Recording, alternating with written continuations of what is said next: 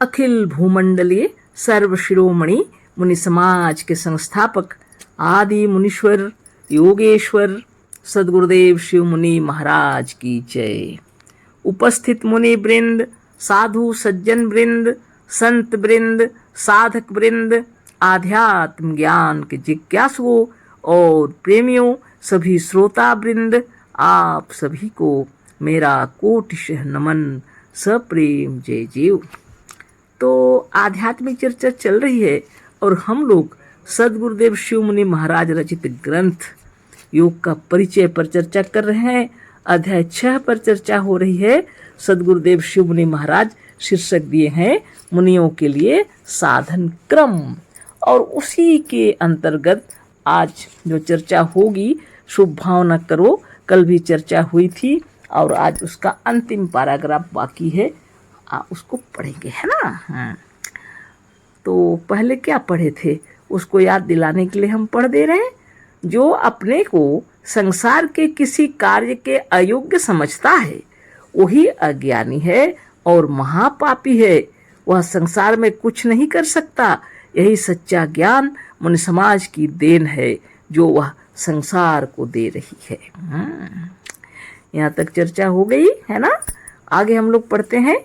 रोग, दोष, वात, पित्त, कफ, कमर, पेट, गुदा और अंतड़ी सब जड़ हैं और जड़ होने के कारण आपके अधीन है। बहुत बड़ी बात है ना। चाहे रोग रहे, चाहे दोष रहे, चाहे वात रहे, चाहे पित्त रहे, चाहे कफ रहे, या कमर हो, पेट हो, गुदा हो और अंतड़ी हो, सब क्या हैं? जड़ हैं।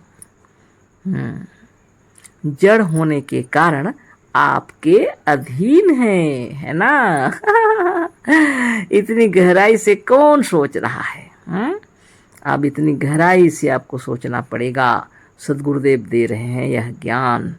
जब आप चाहते हैं, जब इच्छा होती है खड़े होने की, तो आप खड़े हो जाते हैं।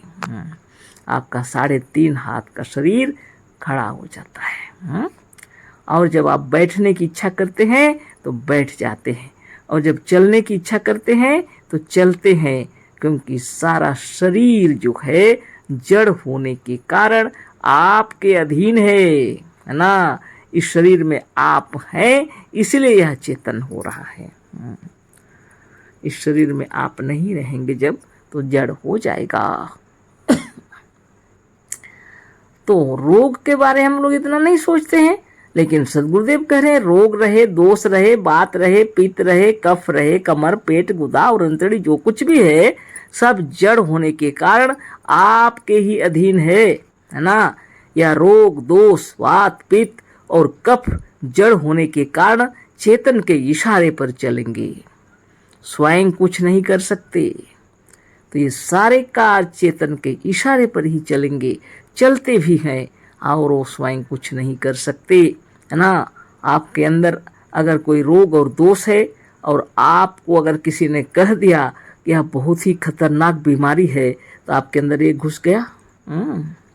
विचारों के अंदर आपने समझ लिया यह बहुत ही खतरनाक बीमारी है, जो खतरनाक न होते हुए भी खतरनाक हो जाएगा।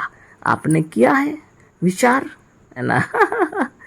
वात पित्त हो, कफ हो, सब जड़ है, लेकिन आप जैसी चेतन के अंदर, आपके अंतरात्मा के अंदर ये विचार करेंगे, वैसा ही होगा। वह स्वयं कुछ नहीं कर सकता। बहुत गंभीर विषय है। शायद आपके अंतरात्मा में ये विश्वास न जगे, लेकिन जो योग साधन करते रहेंगे बराबर, और आपके अंतरात्मा के अंदर में आपकी शक्ति को आप जान जाएंगे, तो आपको समझ में आ जाएगा कि सारा शरीर वास्तव में जड़ है। आकाश, अग्नि, जल, वायु और मिट्टी से बना यह शरीर जड़ है, और इसको चेतन करने वाले कौन है? स्वयं आप हैं। शरीर के रोम रोम में आप हैं, इसलिए शरीर चलायमान हो रहा है। और इस शरीर की सफाई के लिए कफ, पित्त और वात 3 चीजें हैं इसके अंदर।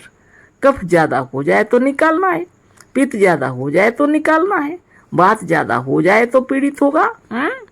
इन सारे चीजों को यदि कोई कंट्रोल करता है, वश में करता है, तो आप हैं। तो भावनाओं को अपने आप के अंदर अपने वशीभूत करके निर्मल और निरामय रखना पड़ेगा, तब शरीर भी निर्मल और निरामय होगा। सद्गुरुदेव का यही कहना है। आप जैसी भावना करें, जैसे चलावें, उस तरह से यह चलने के लिए विवश है। यह कुछ नहीं कर सकते, लेकिन आप जैसी भावना करें, जैसे चलावें, उस तरह से यह चलने के लिए विवश हैं, है ना। यह नियम होने के कारण यह अटल और अचल है। इसके विरुद्ध कुछ नहीं हो सकता।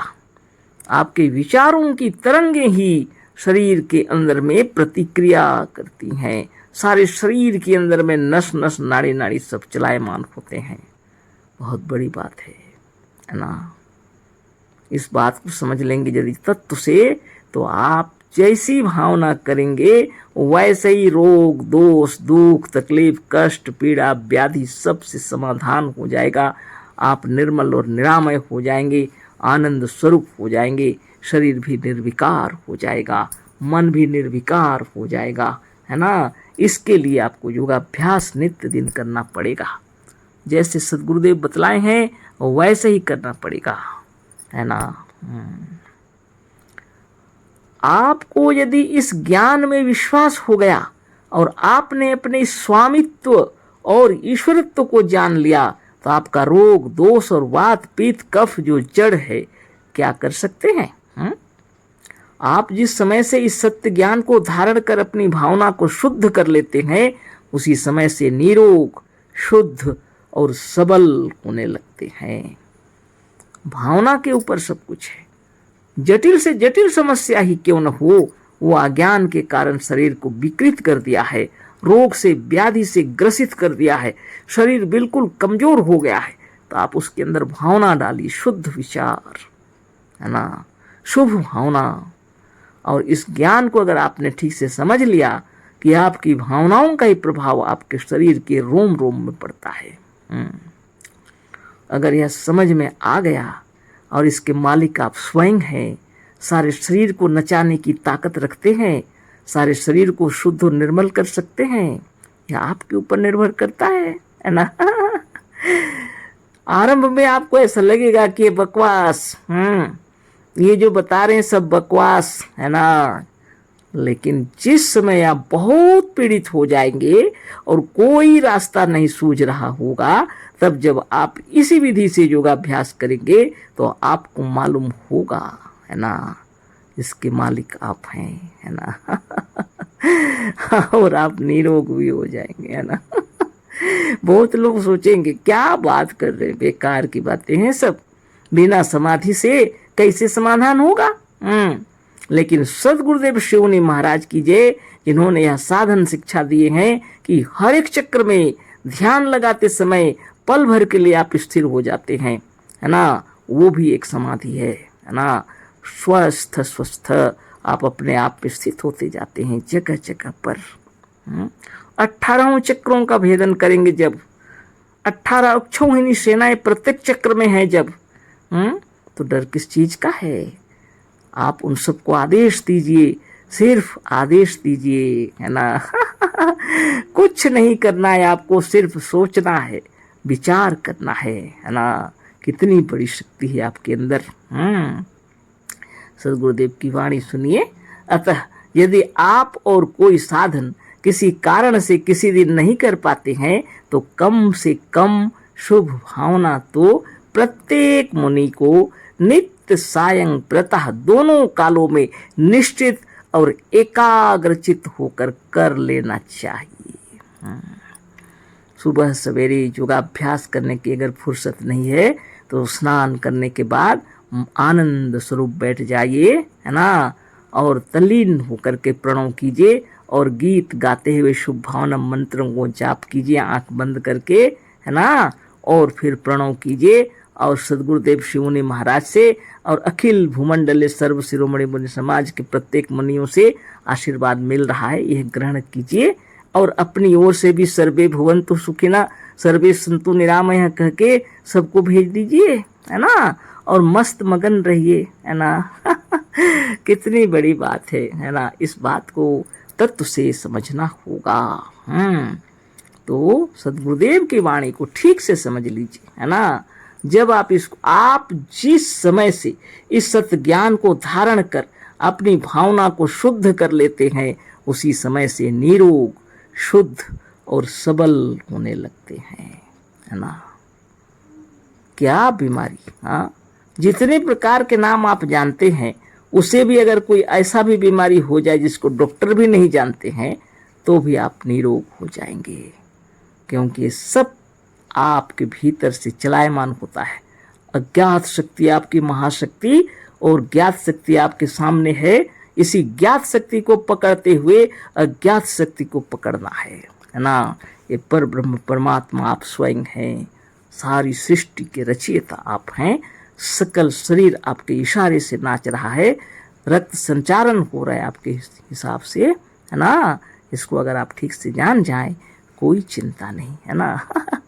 आगे शुभ भावना लिखे हैं गुरुदेव, है ना, तो हिंदी से लिखे हैं, तो ऐसा मालूम पड़ता है। अभी तो टाइम हो गया, तो इस शुभ भावना को कल कर देंगे, है ना, क्योंकि इसमें इतना जल्दी समाप्त होगा नहीं।